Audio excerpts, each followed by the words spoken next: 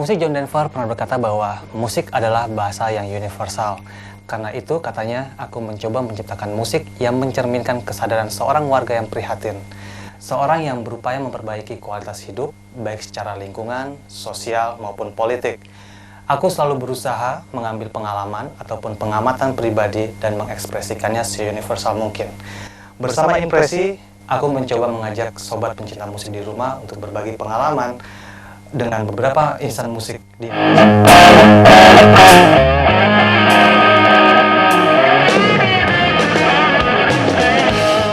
Oke, Ri, apa kabar, Ri? Baik dong. San, apa kabar, San? Baik nggak? Baik. Oke. Ri, gue mau nanya, setahun yang lalu kan lo ngeluarin album sendiri dulu tuh. Kenapa lo nganggap bahwa itu perjalanan awal karir lo sendiri di Itu musik Indonesia? mungkin lebih gue tekankan ke diri gue sendiri itu.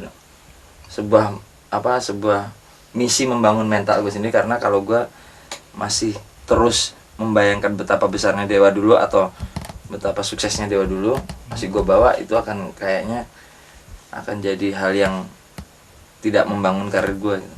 Lebih ke dalam diri gue sendiri bahwa kayaknya gue harus menempatkan diri sebagai solois, soalnya ini produknya kan misalnya Ari gue sendiri. Yang support lo sendiri supaya lo bisa bangkit itu siapa kira-kira? Yang menurut gue ini ya, yang salah satu batu lompatan yang paling penting dalam gue bersolo, bukan berkarir musik. Kalau berkarir musik mungkin udah lama. Solo itu yang bangun salah satu persen gue itu waktu duet sama Meli. Dari situ orang masih menerima gue, dan di saat gue menghubungi teman-teman bahwa gue mau bikin solo, itu tawaran mereka tawaran bantuan itu, maksudnya bantuan mereka real banget. Teman-teman lama dari Potlot tuh Wongki gitu, dari yang SMA ada Piyu ya kan, Erwin. Kita lanjut ke Sandi. Sandi ini salah seorang drummer dari sekian banyak drummer yang punya banyak banget job. Gue dengar juga lu bikin sekolah musik. Sekolah musik. Dan lu ngajar di situ juga. Ngajar juga. Oke, sekarang lu membagi waktu itu gimana sih? Ya sebenarnya sih gini sih, gue nggak pernah mau jadi di band ya. Di band gue punya prinsip nih. Kalau band gue harus hancur, kalau band gue harus bubar, gue nggak mau jadi yang bermasalah di situ. Oke. Kayak misalnya yang paling gampang tuh gini, dalam masalah latihan. Kalau misalnya lu bisa telat, gue nggak perlu telat gitu. Kan ada orang lo telat, gue juga boleh telat dong. Gue nggak pernah punya pikiran kayak gitu. Jadi alhamdulillahnya itu manfaatnya orang makin percaya sama gue gitu. Oke, terus kalau masalah sekolah lu sendiri, Iya. itu kira-kira apa sih? Gue dulu gini, gue dulu punya waktu gue mau keluar kuliah, gue udah mutusin bahwa gue akan hidup di musik. Dan kalaupun gue harus bisnis di musik gitu. Dan itu kenyataan sampai sekarang. Gue buka sekolah musik, dan gue juga buka toko musik, alat-alat musik juga gitu. Iya? Apa sih yang bikin lu tergerak supaya bikin sekolah musik itu, maksud gue juga? Gue gini lah. Gue awalnya kan dulu tuh ngajar waktu gue sekolah di Farabi dulu. Gue ngerasa kalau gue ngajar itu bukan cuma murid gue yang bertambah ilmunya, tapi justru gue justru bertambah ilmunya, dan itu jadi tempat gue buat latihan sebenarnya. Sobat di rumah, tadi baru sedikit saja yang kita ketahui tentang Sandi dan Ari. Nanti kita akan mengorek lebih banyak lagi tentang mereka pada segmen yang berikutnya.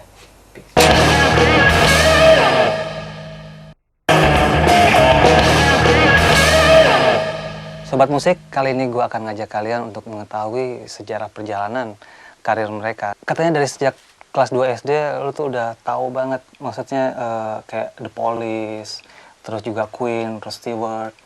Itu kira-kira siapa sih yang ngenalin lu gitu? Artinya yang ngeracunin lu deh untuk mengetahui. Ini kakak aku kan waktu aku kecil kelas 2. Kelas 2 SD, kelas 3 itu mereka udah SMA ya. Dan mereka pasti punya atensi sama musik. Aku bersyukurnya itu yang diputar tuh untungnya musik yang bermutu gitu ya. Dari kayak Kiss, Rolling Stone, Deep Purple, Queen, John Denver. Jadi emang yang aku tangkap pertama, kok enak ya lagunya gitu. Lain sama yang lagu-lagu yang di setel sama orang tua saya gitu. Aku inget tuh, mungkin orang dari awal tuh mungkin bakat ketahuan di situ. Kalau mungkin Sandy kalau dengerin, dia dengerin beatnya, oh ini gini. Kalau mungkin gitar, kalau gue yang selalu yang gue tiruin penyanyinya gitu. Oke, terus pertama kali lu ngeband SMP apa SMA? SMA. Itu ngeband tuh? Ngeband langsung. Oke, apa tuh kira-kira band lu pertama kali apa? Namanya Outsider ya. Itu yang main tuh aku, drummernya Wawan Dewa yang pertama, terus gitarisnya Piyu. Yang main bass ada temen gue, Galih namanya. Jadi waktu SMA tuh ada 3 band ya, Outsider. Terus kalau untuk main di luar yang dapat duit itu sama Los Angeles. Yang satunya lagi yang sama Dewa, tapi belum Dewa namanya. Mereka masih mainin musik Melekat. jazz. Downbeat.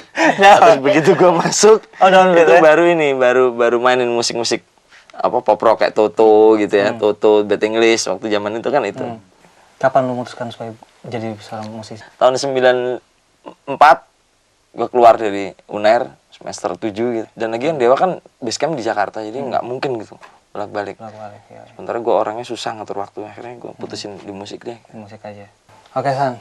Gue tuh disuruh main keyboard. Lu yang main keyboard? Disuruh belajar keyboard, adik gue suruh belajar drum, kakak gue main gitar. Tapi lu ngerasa bakat nggak main keyboard sendiri? Enggak, justru gue ngerasa banget bahwa gue tuh dipaksa gitu untuk main keyboard, dan gue memang nggak suka gitu. Karena ya itu tadi gue ngerasa bahwa main keyboard tuh susah gitu loh. Ada nada do re mi fa sol la si itu ada. Dan kok main drum tuh kayaknya enak gitu. Laki banget dan nggak susah gitu loh. Lo nggak harus tahu nada segala macam. Dan ternyata pendapat gue tentang drum itu ada benernya ada salahnya juga. Oke, sebelum lu mendirikan YouCamp, lu apa sih grup apa yang pernah lu mainin? Gue dulu juga pernah ngeband sama Rido Slang. Tahun 8 Rido Slang dulu. Iya. Ya anaknya bete banget. Tahun 89 gue ngeband sama Rido itu terus saya itu bubar. Terus saya itu gue bikin band lagi sama Abdi dari Slang juga, sama Iram. Terus akhirnya Iram keluar ikut sama YouCamp, dan akhirnya band yang gue sama Abdi akhirnya bubar. Tahun 92 itu YouCamp 91 YouCamp rekaman, kelarnya 92 gue masuk di YouCamp. Kenapa lu milih pas? Gue baca di Mumu, Richard keluar. Minggu kemudian lah Mas Denny itu telepon, bisa nggak bantuin pas buat manggung tanggal 6 Maret waktu itu, tahun 2000. Oke nih, terakhir kira-kira drummer favorit lo? Untuk speed gue senang banget Dennis Chambers. Oke. Untuk kerapihan sama keruwetan gue senang banget Neil Peart. Ras dari Ras. Terus untuk kesempurnaan bermain gue suka Dave Weckl. Untuk groove gue seneng banget sama Dennis Chambers dan sama Jeff Porcaro. Sobat musik, baru saja kita mendengarkan perjalanan karir dari Ari dan Sandi. Semoga bisa dapat menambah pengetahuan ataupun pengalaman sobat musik di rumah. Kita akan mendengarkan lagi cerita tentang mereka di segmen berikutnya.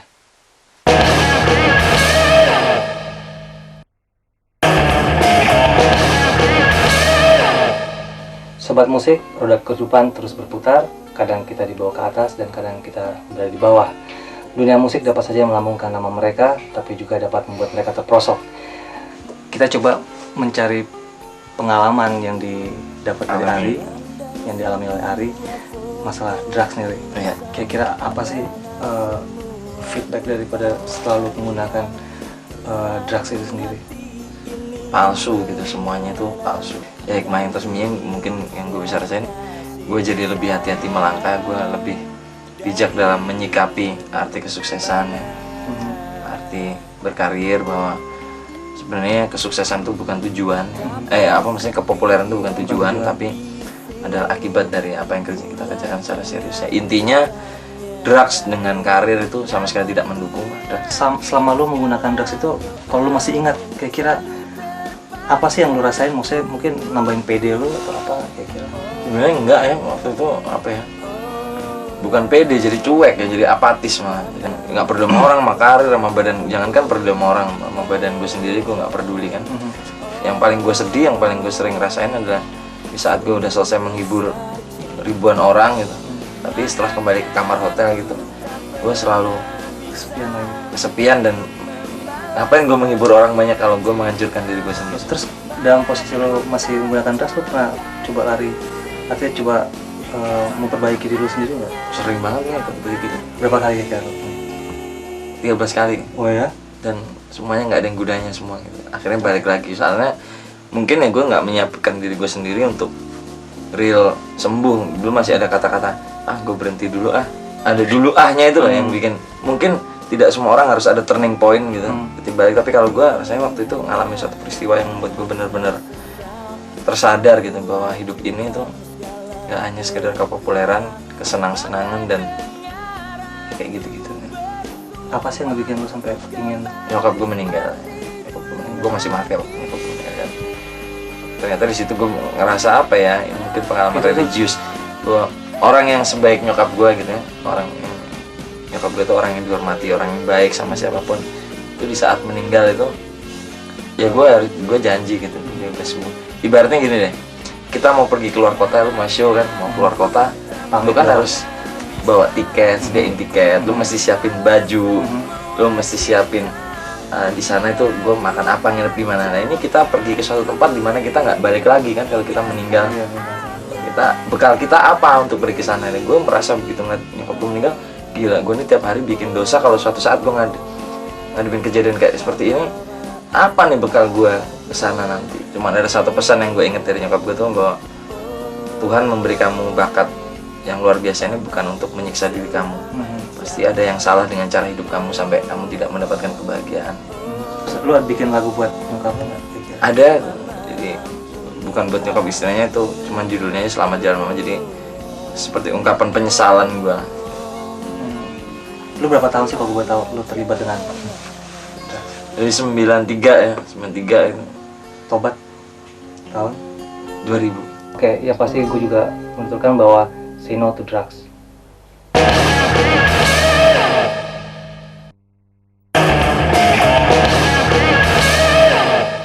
Kita masih bersama Sandi dan juga Ari. Kita juga kedatangan seorang tamu, yaitu pengamat musik Indonesia yang cukup senior, Bang Denny MR. Selamat datang Bang Denny. Oke, pertanyaan pertama gue ke Ari nih. Dalam album lu yang solo sendiri dulu, itu katanya lu bikin lagunya semua, hampir semua lagunya karya lo. Gue pengen tahu lu dapat inspirasi dari mana sih gitu? Aku biasanya kalau bikin lirik itu inspirasinya dari sehari-hari ya, bisa yang kita dengar, bisa yang kita rasain gitu. Bisa juga yang dialami orang lain tapi kita tahu. Ya intinya mungkin inilah, selain lirik tentang gue sendiri juga ada lirik yang empati gitu ya, yang merasakan apa yang orang lain rasakan. Terus selepas lu dari Dewari, kan lu sempat ngebantuin Nelly ya, solonya. Kan lu kan lama banget tuh vakum tuh. Secara teknik maksud gua, lu kendala nggak? Salah satu kendala teknis terbesar itu ya stamina sama apa ya? Ya sama ketidakpercayaan diri. San, gue pengen nanya sebenarnya. Kan gue sering lihat lo kalau misal latihan selalu pakai handycam gitu. Lo masih menggunakan cara seperti itu dan fungsinya apa sih maksudnya? Iya, kalau gue sebenarnya dari dulu, dari awal gue tuh merhatiin banget gitu loh, apa yang menarik gitu loh kalau kita main drum. Nah itu sebenarnya bisa pakai dua cara sebenarnya. Di studio latihan tuh gue pakai cermin, jadi gue bisa lihat kalau gue main drum performance lo gitu. Ya, performance gue gimana, baik dari penampilan maupun dari teknik gue ngegerak-gerakin stick gitu. Terus itu bisa gue pakai handycam gitu lah. Gue pakai handycam, gue taruh, gue main, gue bikin solo sekian panjang, terus gue tonton apa yang menarik dari yang gue mainin, terus apa yang kurang dari yang gue mainin gitu. San, lo bisa kasih contoh nggak permainan lo saat lo ngisi lagu, entah itu lo latihan sendiri atau rekaman? Bisa.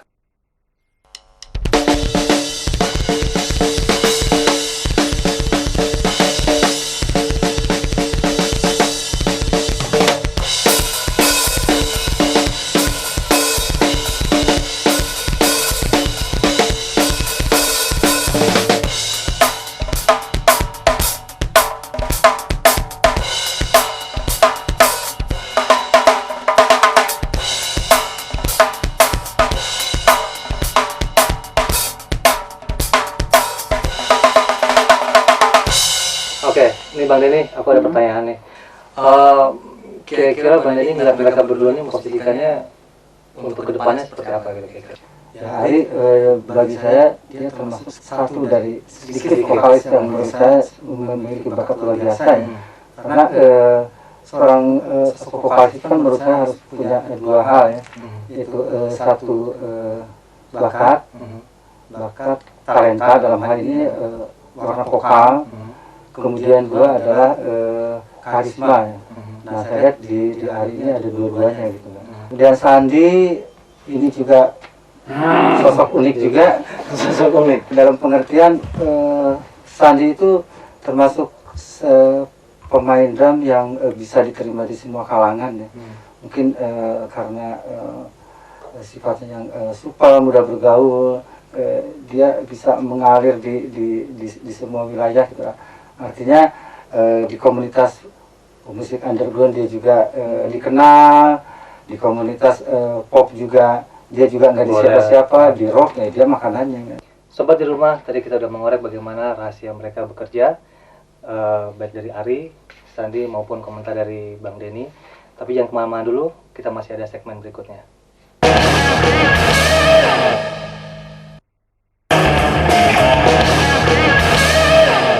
Oke, Ri, lu menyikapi posisi lu misalnya dalam karir lu masih di bawah gitu, lu untuk ngebangkitin lagi apa kira-kira yang lu rasain? Ini bukan hanya ngebayangin atau misal, tapi gue pernah ngalamin gitu ya. Oke.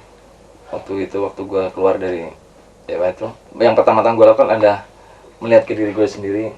Kenapa sampai seperti ini? Gue nggak menyalahkan di luar gue gitu. Ternyata emang yang bisa dibilang 70% itu kesalahan gue dan sisanya adalah akibat dari kesalahan gue. Jadi total 100% itu mungkin akibat gue. Jadi gue mesti tahu apa kesalahan gue yang buat gue seperti ini, dan dengan gue jujur pada diri gue sendiri bahwa gue melakukan kesalahan itu, gue bisa perbaikin. Dan syukurlah setelah gue mencoba dengan pelan-pelan, sedikit demi sedikit, jalan yang sebenarnya udah ada tapi gue buntu sendiri dengan kesalahan-kesalahan gue tuh, bisa gue sedikit-sedikit gue bisa buka lagi. Pada saat lo karir lo menanjak, kira-kira apa yang lo sikapi buat tetap mempertahankan karir lo seperti itu? Yang mesti gue perhatiin adalah di mana gue harus menempatkan diri, memposisikan diri. Apa tujuan gue di musik? Lebih sempit lagi, apa spesifikasi gue di yang gue ambil dalam karir musik ini, misalkan solo. Gue pengen jadi seperti apa? Apakah gue istilahnya mau long term gitu ya, dengan sukses di recording maupun di panggung, atau hanya sekedar recording sebagai sebuah kewajiban publik dan kemudian mencari uang lewat show gitu ya. Dari situ gue bisa nentuin langkah-langkah apa yang gue lakukan dan apa tindakan-tindakan yang nggak perlu gue lakukan, yang akhirnya meskipun secara materi mungkin menguntungkan tapi tidak menguntungkan untuk tujuan utama gue, yaitu sebuah karir yang panjang. San, kalau lu sendiri gimana?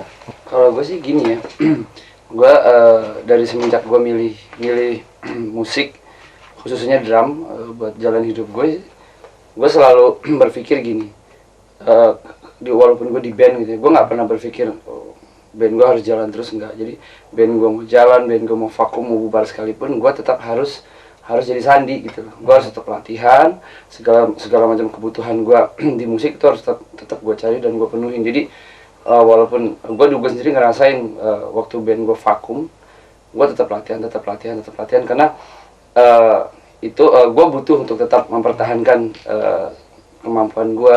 Jadi pada saat ada kesempatan lain yang datang, gue udah siap gitu loh.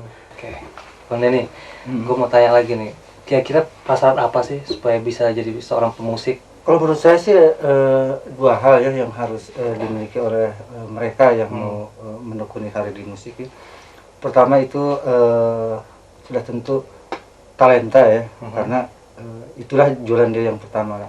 Kedua adalah komitmen gitu ya. Nah, komitmen itu dibutuhkan untuk memaintain talenta dia. Sejauh mana fungsi pendidikan formal bermusik? Pendidikan formal musik menurut saya Ada pentingnya nggak? penting ya, terus terang penting. Hanya mungkin kepentingan dia menjadi tenggelam karena tradisi di kita banyak sekali bermunculan pemusik-pemusik yang semata-mata mengandalkan bakat alam. Sobat di rumah, tadi tips dari Ari dan Sandi, juga pengamatan dari Bang Denny. Ada satu kutipan dari gitaris Eddie Van Halen, yaitu saat orang mulai menyebut saya sebagai dewa gitar, terus terang saya tidak mengerti. Bahkan orang Inggris menyebut saya sebagai sebuah keajaiban. Saya bilang saja kepada mereka, jika saya keajaiban, saya tidak perlu berlatih. Sebetulnya sih saya memang tidak pernah berlatih, saya hanya duduk dan memainkan gitar. Banyak energi yang harus dikeluarkan untuk bisa bermain musik.